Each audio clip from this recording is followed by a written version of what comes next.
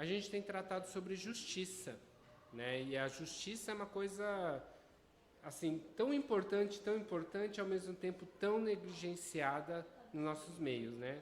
Então a gente pensa que a cidade tem a sua importância enquanto ela nos afeta. Então eu estou falando antes de ler o livro, né? Quando ela não nos afeta, a cidade fica do lugar onde ela está. O nosso coração ele é muito importante, acho que isso a gente não tem. A idolatria na igreja e na vida cristã a gente tem facilidade de entender, apesar de ter dificuldade de praticar. A comunidade, que é o que foi trabalhado, foi uma aula que eu achei bem interessante assim, né, ter dado, porque ela abre um pouquinho a nossa visão que nós não somos uma igreja local apenas por estar só nesse lugar, mas a gente tem um papel muito importante de estar nesse bairro, a Vila Mariana, nessa cidade de São Paulo. Aí a gente falou, o Paulo, não foi o Paulo, acho que foi a Susan, falou sobre testemunho, o Paulo falou trabalho, eu falei sobre justiça e a gente vai terminar com eternidade, tá? Então, só um apanhado geral, a gente está seguindo o livro do Evangelho na Vida. É um livro muito interessante porque é um livro que nos faz refletir bastante, mas ele está em formato não de leitura seguida, mas ele está como estudos de grupos pequenos. Então, até é uma coisa interessante se vocês quiserem estudar sobre a igreja. Antes de começar a aula, eu vou fazer uma oração. Senhor, meu Deus, eu queria agradecer pela vida de cada um que está aqui. E eu convido que o seu Espírito venha nos visitar, para que na reflexão sobre a justiça, ou melhor, sobre a injustiça social, qual que é o nosso papel como cristão e qual que é o nosso papel como igreja, Senhor Deus. Que o Senhor venha nos fomentar ideias boas e que, mais do que sejam ideias, importantes, e ficam muito bem no papel ou em algum quadro, mas são ideias práticas para as nossas vidas, Senhor Deus. E que nós, com essas ações contra a injustiça social, nós possamos fazer a diferença nesse mundo, fazer diferença nessa cidade, fazer diferença nessa igreja e em nossas vidas e famílias, Senhor Deus. É minha oração e eu entrego esse período nas tuas mãos. Em nome de seu Filho Jesus, amém. Então a gente está acabando o livro, para a alegria de todos, né? Então a gente vai ter uma nova sequência. E só relembrando que há 2 semanas atrás a gente fez um apanhado a respeito sobre justiça. Lembrando que justiça, a primeira coisa que me remete é o que é certo e o que é errado. Ou um advogado e um juiz, 2 advogados e um juiz e uma pessoa pleiteando uma causa. Mas a justiça é muito mais do que isso, quando ele faz a história na prática da vida cristã. É você entender quando e como exercer a misericórdia para aqueles que estão necessitados. E a misericórdia, ela tem sempre 2 valores que a gente pode ter. O valor que é muito comum no mundo e na assistência social é assim, vou ajudar quem merece. E aí é essa a ideia da meritocracia. Porque o cara está tão ruim, mas está tão ruim que, ele não tem culpa de estar lá. E ele quer sair daquela vida. E é esse que eu quero ajudar. Tá? Diferente da justiça e da misericórdia de transformação, que é o que Deus nos trouxe, que é assim, cara, ele está no fundo do poço. Eu não sei se ele merece sair ou se ele se arrependeu, mas Deus amou ele porque ele é o Filho de Deus e vai dar oportunidades para ele sair, independente de ele agarrar ou não, porque no fim a salvação nos chegou assim. Independente de nós agarrarmos ou não, Deus abriu, Jesus morreu na cruz. Né? Então, é uma coisa que nos possibilita a transformação. E a generosidade que a gente também trouxe, a ideia da generosidade falsa, que é a generosidade do medo. Qual que é a generosidade do medo? Deus me deu tanto que se eu não ajudar outras pessoas, Deus vai se irar comigo e vai tirar tudo que eu ganhei. Tá? É a generosidade do medo. A segunda generosidade é aquela generosidade assim, Deus me deu tanto que isso transborda para outras pessoas. Então, o que eu ofereço para as outras pessoas? Apenas as coisas que restam ou que transbordam. Mas meu pote é esse. A generosidade espontânea é aquela generosidade que não importa se você está bem, se você está ruim, você sabe ser generoso. Né? Não importa se você tem muito ou pouco, mas você vê a oportunidade, você abraça essa oportunidade. Então foram três coisas que a gente trabalhou na aula anterior, e hoje eu quero complementar com 4 histórias. Então eu escolhi 4 histórias que, no meu ponto de vista, são histórias de transformação. São histórias da Bíblia, que são 4 momentos da Bíblia que eu acho que são os momentos cruciais. Então, talvez a queda, né, e no aspecto de restauração, o que a queda representa, a libertação do povo de Deus do Egito, que eu acho que é uma ilustração mais clássica de salvação, o exílio, que também é um momento que foi o fundo do poço do povo de Deus, e a vinda de Jesus. Tá? Então, a gente vai tentar refletir um pouquinho nesses 4 pontos e o que isso tem correlação com justiça. E essa parte da aula eu vou falar ao contrário, que é mais fácil. A negativa sempre é mais fácil de entender, né? Uma coisa que é muito certa, que a gente não tem a visão muito clara, é mais difícil. Mas se vocês perguntarem o que é injustiça nas nossas vidas e no nosso país, a gente tem uma série de exemplos que, puxa, fui muito injustiçado. Então a gente compreende o exemplo negativo às vezes. Então, seguindo uma narrativa de como nós chegamos até aqui hoje, ou como começou o pecado, a gente está lá no Jardim do Éden, e as partes iniciais vocês lembram, Deus criou o homem e a mulher, pôs no Jardim do Éden, e no Jardim do Éden falou assim, vocês podem comer de todas as frutas, mas aqui tem uma árvore do conhecimento do bem e do mal, e essa árvore vocês não podem comer, porque no dia que vocês comerem, vocês vão morrer. E aí Deus deixou os meninos soltos no jardim, e lá no jardim eles estavam lá e a mulher encontrou a serpente falou assim, é verdade que Deus prometeu você não comer nenhuma fruta? Aí a mulher falou, mais ou menos, não é bem assim, mas foi não comer daquela árvore. Mas se você comer daquela árvore, você vai ser igual a Deus. Aí ela olhou a árvore, a fruta era muito bonita, e pegou e mordeu e deu ao seu marido. E quando eles morderam a fruta, eles abriram seus olhos e perceberam que eles estavam nus e tiveram medo. Foi a primeira sensação que eles tiveram, e eu vou trazer aqui essa sequência. Em Gênesis 3:8 diz assim, ouviu o homem e a sua mulher os passos do Senhor Deus, que andava pelo jardim quando soprava a brisa do dia. Esconderam-se da presença do Senhor Deus entre as árvores, mas o Senhor Deus chamou o homem, perguntando, onde você está? Né? Então, essa é uma passagem que acho que todo mundo conhece, mas eu quero tentar pegar algumas reflexões interessantes desse trecho conhecido.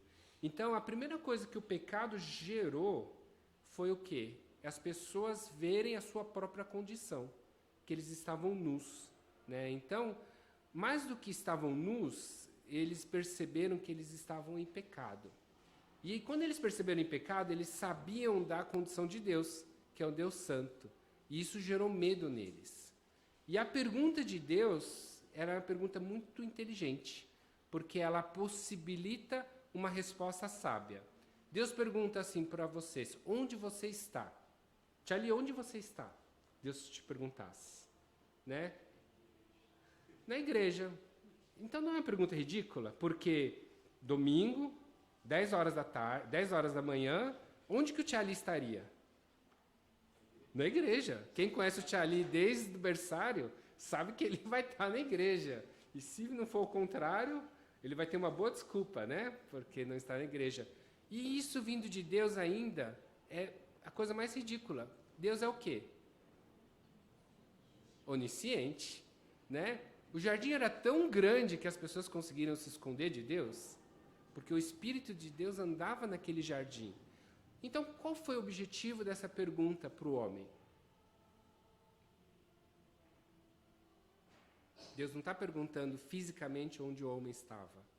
Deus estava perguntando para o homem, a palavra talvez seria como você está, onde espiritualmente você está, ou então, em que condição você está.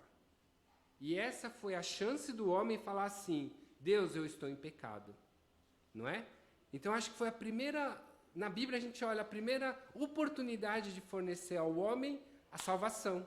Por quê? Se Deus falasse assim, onde você está? Deus, eu estou desesperadamente em pecado porque eu fiz o que o Senhor não mandou não fazer, o que eu faço agora? Eu não tenho onde correr, eu não sei como me solucionar esse problema, né? E aí estava resolvido. Mas o homem, ele fala assim, o homem falando com Deus, a gente está num diálogo homem-Deus. Ele respondeu, eu ouvi seus passos no jardim, fiquei com medo. Legal, ele está falando o que ele está sentindo, porque eu estava nu e me escondi, né? Então ele começou muito bem. E por que eu quero desenvolver isso? Porque quando a gente vê a degradação, o pecado, a primeira coisa que ele faz é degradar a condição humana. Então a condição dele com Deus ele estragou. A segunda coisa que a gente vai ver que ele vai estragar é a relação dele com a família, né? Então, e depois dele com o resto das outras pessoas. E aqui a gente vê o primeiro momento que começa a injustiça social. Por quê? O que o homem respondeu? O homem respondeu assim, e Deus perguntou, quem disse que você estava nu? Né? Então, quem disse que você estava nessa condição? E aí, ele pergunta assim, aí Deus dá aquela chance. Olha, você comeu a árvore do fruto... Não, desculpa. Do fruto da árvore na qual eu prometi você, que eu proibi você comer? Aí o homem teve a chance de ouro. Ele só precisava responder assim, Deus, comi. Mas o que o pecado fez com o homem? Ele falou assim, não, Deus, espera lá.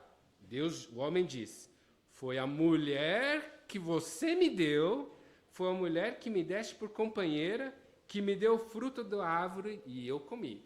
Porque se ela não tivesse me dado, eu não ia comer. E quem que me deu essa mulher? Adão falando. Quem me deu essa mulher? Pô, foi o Senhor.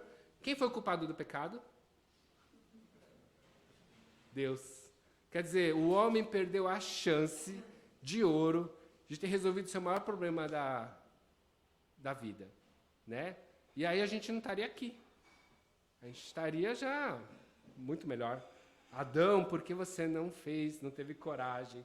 Por que você não teve coragem de fazer o que Deus mandou você fazer? O que Deus mandou ele fazer? Ele era o homem da família. Ele era o líder. Ele era o responsável pela mulher. Se ele tivesse falado assim, Deus, eu errei, porque o que a Eva fez é culpa minha.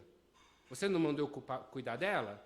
Né? Você não falou que ela é minha companheira, mas eu era o cabeça, o líder. E né, eu tinha de cuidar dela e dos animais. E aí eu não fiz isso. Né? Então, a gente vê o pecado destruindo as ordens sociais do que Deus fez. O que Deus preza? É o relacionamento de Deus com o homem. O que Deus preza? O relacionamento de família. O que Deus preza? O cuidado de Adão com o que ele tinha de fazer, que é o trabalho dele. Cuidar dos animais, cuidar das plantas, cuidar daquele jardim. E a gente vê o pecado, a primeira coisa é quebrar isso. E quando ele quebra nesse sentido, criando uma desigualdade.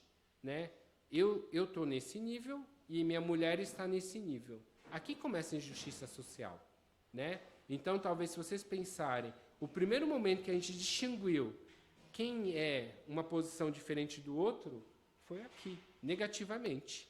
Né? Foi aqui que se criou a injustiça social. No momento que Adão falou para a mulher assim, o culpado é você, e o culpado é você, e o culpado acima de você é Deus. Eu não tenho culpa nisso. Né? Então, é uma coisa para a gente refletir.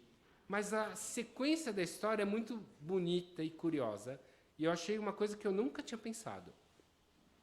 Depois que Adão foram expulsos com a Eva, e Deus ter dado os castigos, e falando que ele tinha de trabalhar, ele ia arar a terra, e nada ia crescer, e a mulher ia ter muita dor quando tivesse filhos, e, enfim, estava tudo errado. Aí eles tiveram 2 filhos, o primeiro filho foi Caim, e Caim era o quê? Vocês lembram?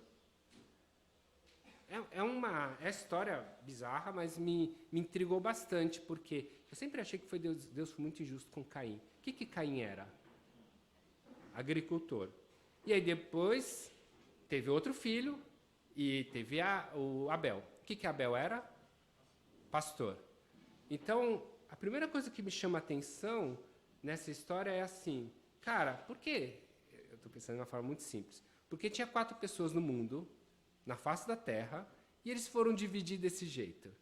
Um foi plantar e outro foi cuidar dos gados, né? Podia todo mundo fazer a mesma coisa. E olha só, no Velho Testamento, quem que era mais rico? Como que era medida a riqueza no Velho Testamento? Pensa em Abraão e Ló. Ló e Abraão eram muito ricos porque eles tinham muitas... Não era terras. Gado, né? E em nenhum momento as pessoas falam, cara, aquele cara era muito rico porque ele tinha uma plantação de batatas gigantes. Apesar de que eu sempre pensar que o cara que planta, ele é mais importante do cara que cria gado. Porque se o cara que planta falar, olha, eu não vou fornecer pasto para o gado não sobrevive, né? E aí vocês pararam para pensar por que Deus ficou tão irado, mas tão irado com Caim quando ele veio trazer o fruto da terra, que no fim das contas é o que ele faz, né? Eu faço isso, eu planto. Como que Deus, você quer que eu traga um novilho que eu não crio gado, né? E o Abel trouxe o melhor dos seus gado e ofereceu para Deus. Bem, as explicações, elas são bem simples, né? Deus olha o coração, Deus pode ter falado, eu quero que você me ofereça desse jeito. Os meus sacrifícios têm regras, não é de qualquer jeito, mas eu sempre pensei, puxa, mas o Caim trouxe o que ele faz. E o Abel trouxe o que ele faz. E olha só, se vocês pararem para pensar, na ideia do Velho Testamento, estou fazendo uma extrapolação, quem era o rico da história? Talvez seja o Abel, né? Se vocês pegarem as regras do Velho Testamento, quem que tem mais gado é o mais rico, né? Então, será que Caim tinha uma inveja do Abel? Não sei se pela riqueza, mas certamente tinha, porque Deus se agradou mais de Abel, e isso gerou uma raiva louca em Caim, a ponto dele matar o Abel. Então, é uma coisa a se pensar assim, também, porque na história de Caim e Abel, eles eram diferentes. E às vezes a gente pode pensar que havia essa diferença que nos levaria a uma injustiça, né? Isso a gente tem que combater a injustiça. Eu acho assim, quando vocês têm uma diferença de cuidado, de olhar, de falar que esse é meu preferido, eu acho que é uma coisa que a gente sempre tem que tomar bastante cuidado, tá? O segundo ponto que eu acho que é bem curioso, já muda um pouquinho o aspecto, porque a gente já vai lá para o Egito, né? Então, a segunda história que eu acho bem interessante é a do Egito. Então, depois do povo José ter ido para o Egito, virou governador, e aí depois eles viveram lá no Egito, porque eles estavam em fome, depois gostaram, e continuaram, veio o faraó falou assim, esse povo está aqui, eu não lembro mais de José, então eu vou escravizar eles, trabalhos forçados, e aí eles estavam clamando, e depois Deus ouviu o clamor, Moisés, 10 pragas, abriu o mar vermelho, chegam no deserto. Lá no deserto, eles estavam lá o dia inteiro com Deus, coluna de fogo de dia, nuvem de dia, coluna de fogo à noite, e aí Deus começa a dar as regras. Como que vocês devem se comportar, como vocês devem me adorar, como vocês devem conviver em grupo. E uma regra que Deus deu em Deuteronômio 15 foi essa, que se houver algum israelita pobre em qualquer das cidades que o Senhor, o seu Deus, está dando a vocês, não endureçam o coração, não feche a mão para o seu irmão pobre. Ao contrário, tenham mão aberta e preste-lhe liberalmente o que ele precisar. Dele generosamente e sem relutância no coração, pois por isso o Senhor seu Deus o abençoará em todo o seu trabalho, em tudo o que você fizer. Então, uma das coisas que Deus colocou para o povo de Deus, que eles têm que ser generosos para aqueles menos favorecidos. E por que eles têm que ser generosos para os menos favorecidos? Porque aquele que é menos favorecido, ele começa a se endividar, pega dinheiro emprestado, não paga. Ele começa a se endividar, não paga os juros que ele pegou e nem o empréstimo. Chega uma hora que ele não tem mais nada para devolver. E a partir do momento na história do povo de Deus, que quando ele não tem mais nada o que devolver, o que a gente faz com essa pessoa? Se torna escravo, né? E aí, olha só que curioso, Deus teve de dar uma lei para aquele povo que sofreu com a escravidão, E a gente está falando da mesma geração. A gente não está falando que Deus deu essa lei para os filhos dele. Aquele povo que sofreu na escravidão, aquele povo que não tinha nada, porque eles saíram do Egito. Tudo bem, eles espoliaram o Egito, sim, mas quando eles espoliaram o Egito, o que aconteceu? Cada um pegou a prata que o Egito tinha e trouxe consigo. Mas o que eles tinham carregando de fato? Nada. Haveria possibilidade de haver uma grande justiça social nesse povo? Não. Por quê? Todo mundo catou o que tinha e fugiu, né? Eu tinha uma propriedade gigante no Egito, mas talvez ele tinha. E o Egito foi roubando, pegando, cobrando impostos, e provavelmente ele não tinha nada, porque eles eram escravos. E aí eles saíram no deserto, que não tem nada, ou seja, ninguém tem nada, e Deus tem que dar uma lei para eles, falando assim, olha, já que vocês têm gente que é mais rico e mais pobre, vocês têm que ajudar os pobres. Faz sentido? Né? Faz sentido eles ter que Deus reforçar essa história que a gente não deve escravizar outras pessoas? Pensando que você acabou de viver uma escravidão, faz sentido porque a gente é um ser humano, tá? Não deveria fazer sentido, né? Então imagina alguém que passou por um desastre natural e aí foi acolhido, e Jesus conta muito dessas histórias. E a partir do momento que, né, passou por uma enchente, aí ele foi acolhido por uma família, e essa família passa por um problema depois, e aí quando ele tem que acolher, e ele está bem de vida, ele vai acolher aquele que os acolheu e fala, não quero acolher vocês. Faz sentido isso? Não faz sentido, né? Mas é Deus falando, o ser humano é assim.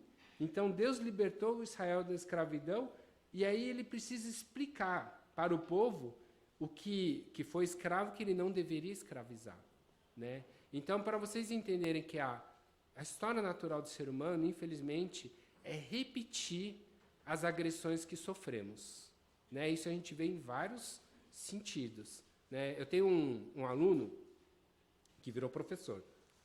Aí é muito curioso, porque eu lembro dele como ele era aluno, quando ele entrou. E ele era um filho de um professor, e aí a gente tinha uma relação muito próxima, porque eu conheci o menino desde que ele era muito novo, porque o pai dele era mais próximo. O pai dele estudou com meu tio, para vocês entenderem como próximo eles eram, né? E aí, quando ele virou aluno, ele falou assim, cara, aqui tem uma hierarquia absurda de forte. Quer dizer o quê? Que o aluno de segundo ano manda muito em cima do aluno do primeiro ano. Que o aluno do terceiro ano, o residente de terceiro ano, manda muito no segundo e muito no primeiro. E aí, tudo que eles tinham de fazer, eles não fazem. Ele falando pra gente. Mas eles mandam a gente fazer. Aí a gente gera uma carga de trabalho tão grande, tão grande, tão grande, que, eu saio 10 horas da noite do hospital. A gente, nossa, está acontecendo isso? Né? E aí ele fez uma denúncia. Essa denúncia foi para o comitê de ética, quando eu estava responsável, e aí foi para a faculdade, e aí a gente falou assim, cara, a gente tem que fazer alguma coisa. A gente entrou com uma ação, quase mandamos uma aluna embora, que era a líder das bravas, que dava porrada em todo mundo, né? Ele mostrou uns áudios da menina xingando, eu falei, uau, essa menina é brava, hein? Porque ela xinga assim, calão lá embaixo. Aí passou-se uns anos, ele virou R3, aluno de terceiro ano. O que ele fez? A mesma coisa, né?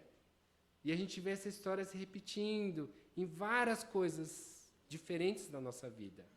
Então, Deus já entendeu que o povo de Deus, se você largar ele foi muito injustiçado, sabe o que ele vai fazer? Ele vai injustiçar muitas outras pessoas. Ou melhor, ele vai injustiçar muitas outras nações, né? Então, esse é um cuidado que a gente tem que ter. Às vezes, o agressor do injusto foi o cara que foi muito injustiçado em algum momento da sua vida. N motivos, né? Mas é uma frequência que a gente olha na história. O terceiro ponto, momento histórico que eu queria trazer para vocês é o exílio.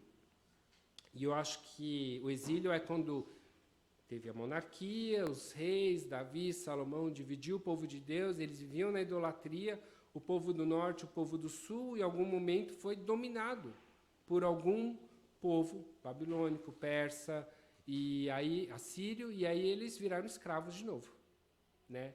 E no exílio, uma palavra que para mim é muito forte, que eu estava lendo essa semana em Ezequiel 10:18, é que a glória de Deus se afastou da entrada do templo e parou sobre os querubins.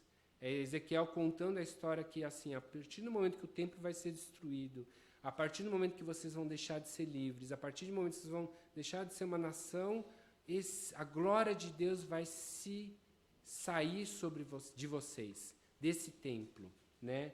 E tem uma passagem que eu gosto bastante em Samuel, que quando ele vê que a arca de Deus ela é roubada pelos filisteus e seus 2 filhos morreram, ele cai da cadeira, bate a cabeça e morre, e aí nasce o neto dele.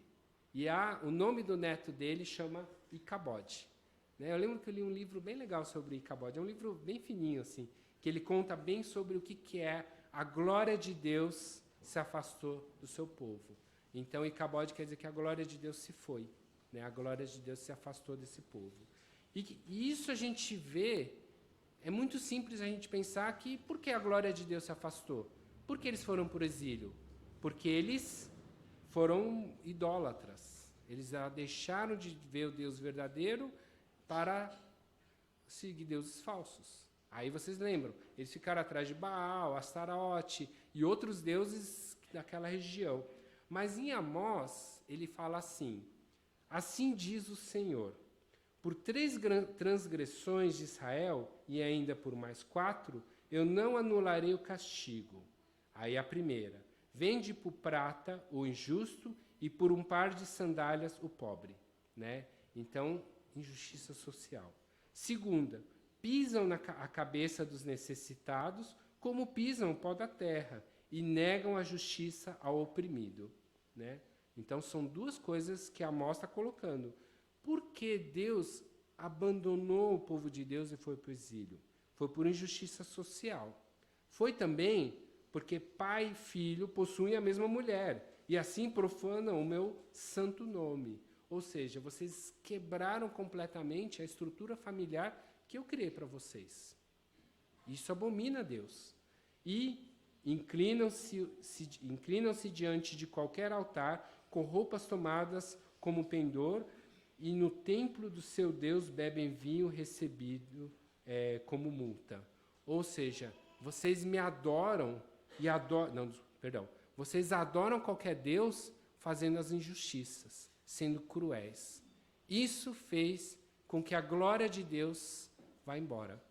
Então, o que eu quero fazer isso? Que a injustiça, você ser um cara que não preza, não cuida da justiça social, tem o mesmo peso do que você ser idólatra, né? Então, é uma coisa que a gente tem que tomar muito cuidado, tá? E o último momento que eu posso trazer para vocês, talvez é que a injustiça social, ela é um diagnóstico da nossa fé. Quão injusto nós somos, quão pouco está a nossa fé. Porque Jesus, quando Jesus estava aqui na terra, em Mateus 9:11-12, diz assim: vendo isso, os fariseus perguntaram aos discípulos dele: por que o mestre de vocês come com publicanos e pecadores? Ouvindo isso, Jesus disse: não são os que têm saúde que precisam de médico, mas sim os doentes. Vão aprender o significado disso. Desejo misericórdia e não sacrifícios, pois não vim chamar o justo, mas os pecadores. Quanto a gente se importa com aqueles que estão doentes, aqueles que estão no fim do poço, com aqueles que eram os menos favorecidos, tanto socialmente, mas também moralmente, esse é o valor da nossa fé. Esse é um termômetro da nossa fé. Se a gente não se preocupa com eles, talvez o termômetro da nossa fé está lá embaixo. E aí, complementando o que Jesus disse, o apóstolo João diz assim, na primeira carta de João: nisso conhecemos o que é o amor. Jesus Cristo deu sua vida por nós e devemos dar a nossa vida por nossos irmãos. Se alguém tiver recursos materiais e vendo seu irmão em necessidade e não se compadecer dele, como pode permanecer nele o amor de Deus? 1 João 3, 16 e 17. Eu lembro do tio Vincent, ele sempre falando para mim, né? 1 João, Evangelho de João 3,16 é o versículo chave que todo mundo devia saber, principalmente os pecadores.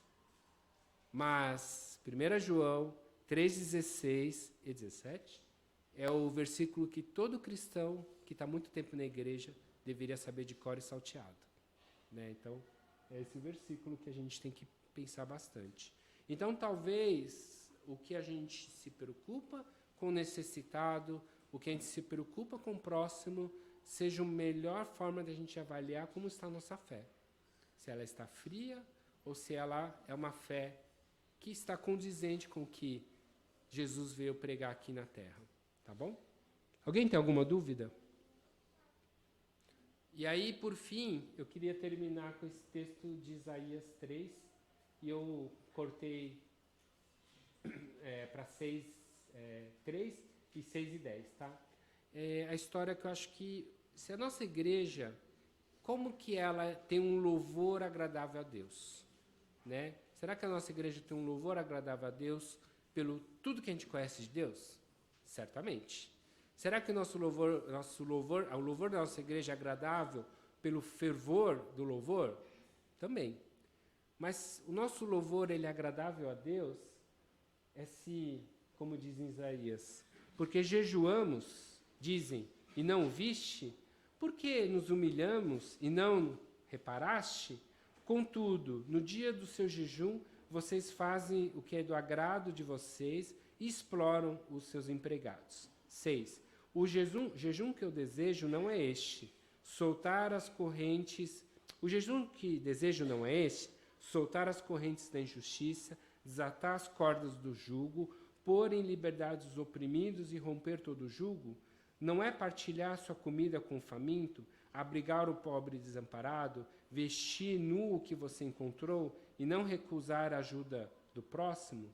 Aí sim, a sua luz irromperá como a alvorada e prontamente surgirá a sua cura, a sua retidão irá diante de você e a glória de Deus estará na sua retaguarda. Aí sim, você clamará ao Senhor e Ele responderá. Você gritará por socorro e Ele dirá, aqui estou. Né? Então, ao contrário do que a gente viu nesses exemplos que eu dei, né, no povo de Deus, quando o povo de Deus conseguiu chegar no fim do poço, né, que a glória de Deus se retirou, né, e Cabode, a glória de Deus ela vai estar à nossa retaguarda, ela vai estar conosco, se a gente tiver não simplesmente fazer isso, mas a gente tiver esse coração. Né? Não é o que fazemos, mas é o que nosso coração é. O que o nosso coração foi transformado. Né? Então, acho que aí sim a gente vai ter uma adoração que é agradável a Deus. Então, essa era a ideia da aula de hoje. Então, para vocês lembrarem, e aí vai ter uma pergunta, se der tempo a gente pensa um pouquinho dessa pergunta. O conceito de justiça, né? O pecado expressa diretamente a injustiça social. Então, lembrar, lá no Adão e Eva, a primeira coisa que o pecado faz é dividir as pessoas. E dividindo as pessoas, nós somos injustos socialmente. Né? E a história se repete, como o Egito. Né? A história sempre se repete. Então, lembrar muito disso, para você não ser o agressor. Comparar, a injustiça social é tão grave aos olhos de Deus, que é comparável à idolatria. Idolatria a gente não precisa trabalhar muito aqui, a gente sabe que Deus não se agrada. E, às vezes, a injustiça social é um ótimo termômetro para a nossa fé. Perante isso, o que precisamos melhorar? Nós temos uma adoração que agrada a Deus? E eu convido vocês a responder essa pergunta. A gente podia dividir em grupinhos, vou parar a gravação, e a gente dividir em grupinhos e serem bem sinceros assim. Nós temos uma adoração agradável a Deus? O que precisamos melhorar?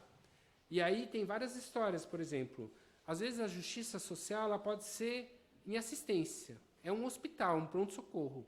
O cara está precisando hoje, agora, né? E a gente tem esse costume de falar, mas eu não vou dar para ele porque eu vou ensinar ele a pescar. Mas às vezes ele está 3 dias sem comer. Né? Então, tem que dar agora. Tem que pôr soro e dar o que ele precisa agora. Assistência social. E a gente vê isso Deus fazendo, né? Na Cracolândia, a Missão Sal, catando as pessoas, dá banho para os caras porque é o que eles precisam nesse momento. Mas, de vez em quando, nós temos que dar o desenvolvimento. O que seria? A escola, o aprendizado. Né? Será que eu preciso ensinar ele a pescar? Será que eu preciso profissionalizar ele? Ou ele sempre vai estar nessa condição de vulnerabilidade? Né? E, por fim, a gente tem que ter reformas. Brinquei com o Léo, mas a verdade é essa. Nossas ações públicas e nossas ações sociais, elas são muito limitadas. E quando que a gente vai mudar isso? A gente vai mudar isso quando a gente fizer parte para querer mudar. E aí um exemplo muito simples. Né? Essa semana teve uma campanha puxada pelo Thiago Leifert, que vocês viram, não sei se vocês viram em rede social, mas bombou na rede social de todo mundo, que a filha dele teve uma doença muito grave que chama retinoblastoma, que é um tumor de retina, né? Que é muito raro. Eu falo para vocês que o meu ambulatório de retina, a gente viu 3 pacientes na minha vida. Né? A gente, às vezes, é referência, né? Todo mundo manda para a gente. E é raríssimo, mas é uma coisa devastadora, né? Que ele está passando. E ele preferiu, em algum momento da vida dele, eu tenho um vídeo, se vocês quiserem, se alguém quiser, tiver interesse, ele falando assim, cara, eu vou abrir o jogo aqui. É a primeira vez que acho que ele apareceu na mídia e falou, minha filha está doente, eu quero fazer isso, eu não quero que vocês façam isso para me dar dinheiro, não quero fazer isso porque eu acho que eu quero me promover na doença do outro, eu quero fazer isso porque eu sei que é importante divulgar isso, porque eu não quero que outras crianças passem o que minha filha passou. E aí ele entrou em contato com o Conselho Brasileiro de Oftalmologia, com o Conselho Federal de Medicina, e fez uma mega campanha nos shoppings para fazer o teste do olhinho, para detectar precocemente. Né? E ontem ele estava lá no shopping Eldorado com um amigo meu, que é da Santa Casa, que ele foi diretor da Sociedade Brasileira, né, do Conselho Brasileiro de Oftalmologia, e às vezes eu sento para ele e falo, cara, vale a pena fazer isso? Não que eu queira fazer isso, tá? Vale a pena? Ele falou assim, cara, não vale a pena. É uma vida de louco. Entrar em política é loucura, é doideira. Mas vale a pena porque a gente consegue mudar alguma coisa assim. Né? Minha família é contra. Aí eu falei assim, juro para você que você vai sair deputado federal. Apoio você assim, 100%, porque você é um cara do bem. Você é um cara que quer mudar esse país. Né? E às vezes a gente precisa de gente que queira mudar. Né? Então, é difícil entrar na política, é muito sujo, a gente tem que reformar. Né? Então, dividam-se em público não, dividam-se em grupos de 3, e no grupo de 3 vocês veem quem que vai para o hospital, quem vai para a escola e quem que vai para a política. Pode. Vem aqui, Paulo, se você quiser gravar. Não.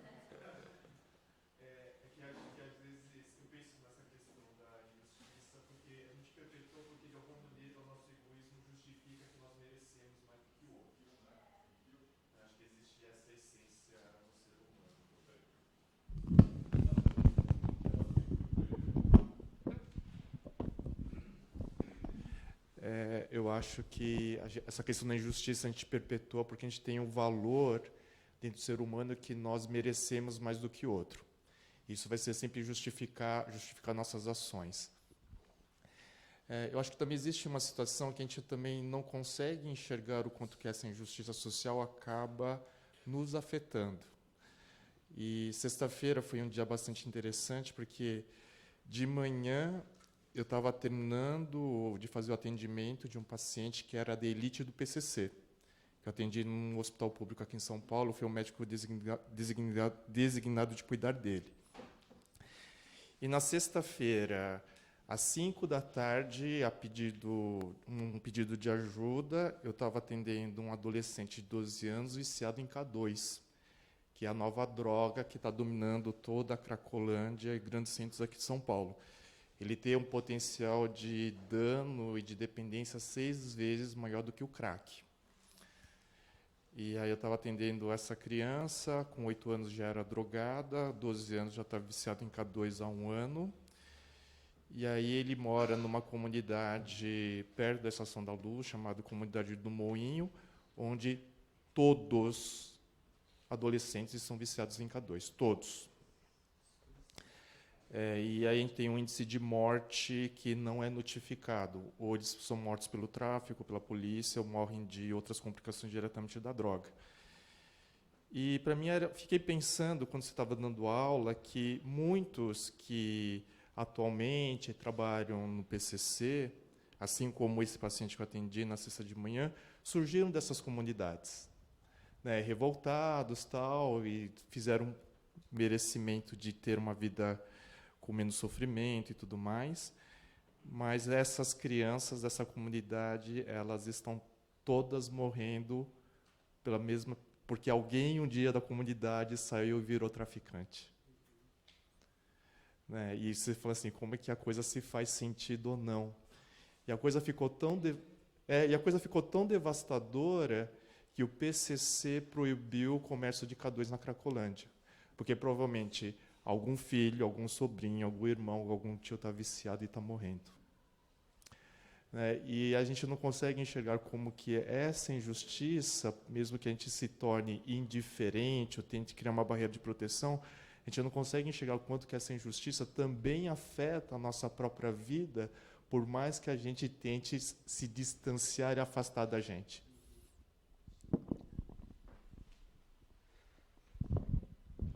Vocês têm 15 minutos, a gente tenta acabar 11 horas, divide em grupos de 3. A pergunta é, você seria voluntário? Em tudo que a gente falou nesses 2 dias, né? Qual o papel de vocês, como o Paulo falou? Né? O PCC, muitos do pessoal do PCC é evangélico, né? Os cariocas, é muito mais forte isso, né? Os cariocas, eles são muito, enfim, a gente brinca. Eles oram, chamam o pastor para orar antes das ações, né? Então, e eles oram mesmo pra caramba. Acho que oram mais que a gente. Então, o PCC tem um hospital, né? E um baita dos hospitais, às vezes, pelo que estão me falando. Então, agora essa história é muito curiosa, né? O cara que saiu do tráfico virou traficante. É uma coisa mais louca que existe. Vai, grupos de 3 dividam, hospital, escola, política. Para onde vocês vão?